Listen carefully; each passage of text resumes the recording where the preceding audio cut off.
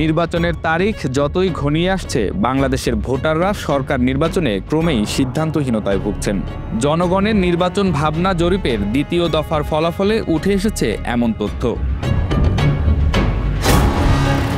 তবে এই জরিপের সবচেয়ে আশ্চর্যকর দিক হচ্ছে, গত 2 থেকে 15 সেপ্টেম্বর দেশব্যাপী 10,413 জন ভোটারের উপর এই জরিপ চালানো হয়েছে, যেখানে এই মুহূর্তে বাংলাদেশের মোট ভোটার 12,61,00,000 লাখ। এই জরিপ অনেক নেটিজেনদের মনেই হাস্যরসের জন্ম দিয়েছে। জরিপের ফলাফলে দাবি করা হচ্ছে, একই সাথে রাজনৈতিক দলগুলোর সমর্থনের হার পরিবর্তিত হচ্ছে, যা আগামী ফেব্রুয়ারির নির্বাচনের জন্য গুরুত্বপূর্ণ ইঙ্গিত বহন করছে।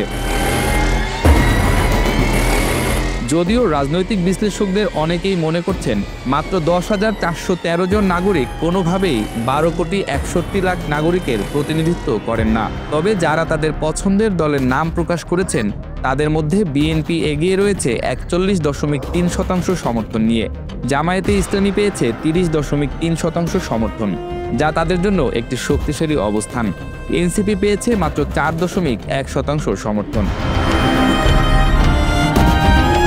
বিশেষভাবে উল্লেখযোগ্য যে জামায়াত তরুণ প্রজন্ম এবং শিক্ষিত ভোটারদের মধ্যে শক্তিশালী অবস্থান তৈরি করেছে।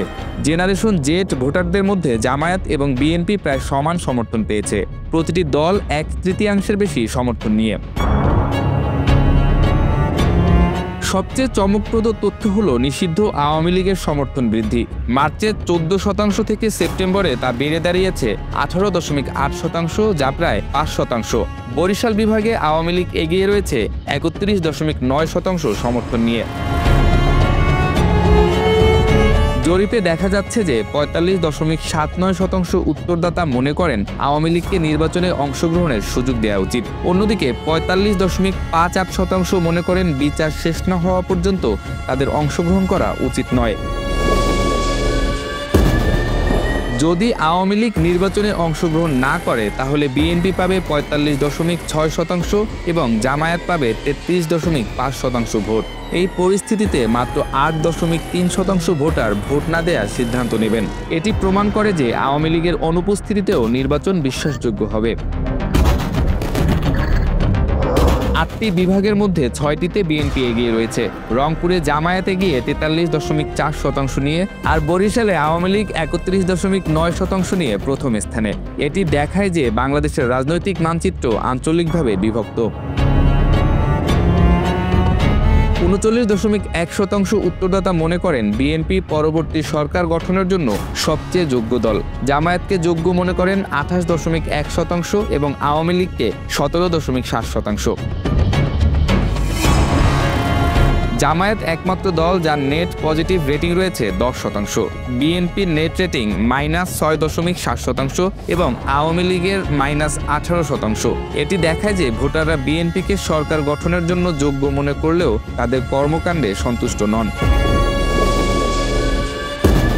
জেনারেশন জেড ভোটারদের মধ্যে জামায়াত এবং বিএনপি প্রায় সমান জনপ্রিয়।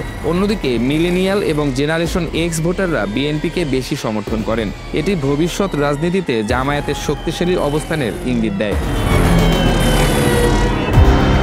65.5% ভোটার প্রার্থীর যোগ্যতার ভিত্তিতে ভোট দিতে চান, মাত্র 14% দলীয় প্রতীকের ভিত্তিতে। এটি বাংলাদেশের রাজনৈতিক সংস্কৃতিতে ইতিবাচক পরিবর্তনের ইঙ্গিত। এই জরিপ বাংলাদেশের রাজনৈতিক ভূদৃশ্যের একটি জটিল চিত্র তুলে ধরেছে, যেখানে ভোটারদের সিদ্ধান্তহীনতার পাশাপাশি দলগুলোর সমর্থনের হার পরিবর্তিত হচ্ছে। তবে ফেব্রুয়ারি 2026-এর নির্বাচন অবাধ, সুষ্ঠু ও নিরপেক্ষ হলে এই নির্বাচন বাংলাদেশের গণতান্ত্রিক ভবিষ্যৎ নির্ধারণে নির্ণায়ক ভূমিকা পালন করবে।